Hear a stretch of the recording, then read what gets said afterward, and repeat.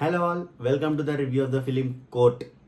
Nani production నుంచి వచ్చే movies, wall poster నుంచి వచ్చేటి అయినా, నాని యాక్ట్ చేసే మూవీస్ అయినా ఫస్ట్ నుంచి ఒక పాజిటివ్గా అంత పాజిటివ్ ఉంటుంది. కోర్ట్ పైన కూడా నాకు ఫస్ట్ లుక్ రిలీజ్ అయినప్పటి నుంచి టీజర్స్ కానీ, ఆ సాంగ్ కానీ, ట్రైలర్ కానీ చాలా నచ్చింది. వెయిట్ చేసిన నేను కోర్ట్ సినిమా కోసం. ఇన్ఫ్యాక్ట్ అందుకే ప్రీమియర్ షోకి వెళ్ళిపోయాను అనమాట.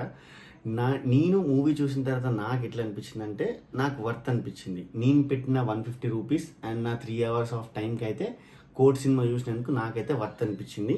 మీరు చూస్తే మీకు కూడా వర్త్ అనిపిస్తుంది. ఈ మూవీలో డైరెక్టర్ చెప్పాలనుకున్న పాయింట్ మాత్రం కరెక్ట్గా కన్వే చేసిండు.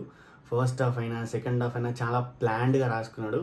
ఫస్ట్ మూవీ అంటే ఏ ఎక్స్పీరియన్స్ లేకుండా ఫస్ట్ మూవీ కోర్ట్ మూవీ తనది అయినా కూడా చాలా నీట్గా తీసేసిండు మూవీని. అండ్ మూవీలో పాజిటివ్స్ విషయానికి వస్తే చిన్నపిల్లలు, heroine and Priyadarshi, Harshavardhan and Sai Kumar garu, అమ్మాయి వాళ్ళ మదర్ క్యారెక్టర్ చేసింది, అండ్ మెయిన్గా శివాజీ గారు. వీళ్ళందరి క్యారెక్టర్స్ చుట్టే తిరుగుతూ ఉంటుంది మూవీ అంతా. ఎవ్వరికి తగ్గట్టు వాళ్ళు పర్ఫార్మెన్స్ అయితే ఎరగదీసిళ్ళు. అండ్ మెయిన్ పాజిటివ్ ఏంటంటే మ్యూజిక్. ఆ సాంగ్ ఎంత హిట్ అయిందో, థియేటర్లో కూడా ఆ సాంగ్ని చాలా ఎంజాయ్ చేసారు. అండ్ బ్యాక్గ్రౌండ్ మ్యూజిక్ అయితే ప్రాణం పోసింది సినిమాకి. ఈ మ్యూజిక్ డైరెక్టర్ ఇంకా చాలా మంచి మంచి హిట్లు ఇస్తాడు ఫ్యూచర్లో, గుర్తుపెట్టుకోండి.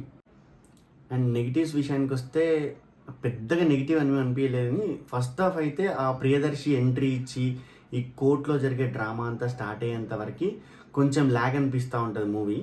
అంటే ఇక వెళ్ళగానే కూర్చోగానే ఇంటెన్స్ థ్రిల్లర్ లాగా ఉండదు, కానీ స్టోరీలో జంప్ అయ్యి మెల్లిమెల్లిగా స్టోరీలో ఇన్వాల్వ్ అయిన తర్వాత మనకి సినిమా మంచిగా అనిపిస్తుంది. అంతవరకు కొంచెం ఓపిక్గా వెయిట్ చేయాలంతే మనం.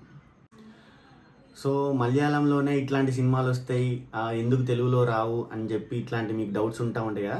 తెలుగులో వచ్చినప్పుడు మీరు ఇట్లాంటి సినిమాలు హిట్ చేయాలి. హిట్ చేసినప్పుడే ఇంకా ఇట్లాంటి కొత్త సినిమాలన్నీ వస్తూ ఉంటాయి. సరే, రేటింగ్లు, రివ్యూలు అని అంటే మనకు ఒక 3.5, ఇంకెక్కువ 3.75/5 ఇయచ్చు.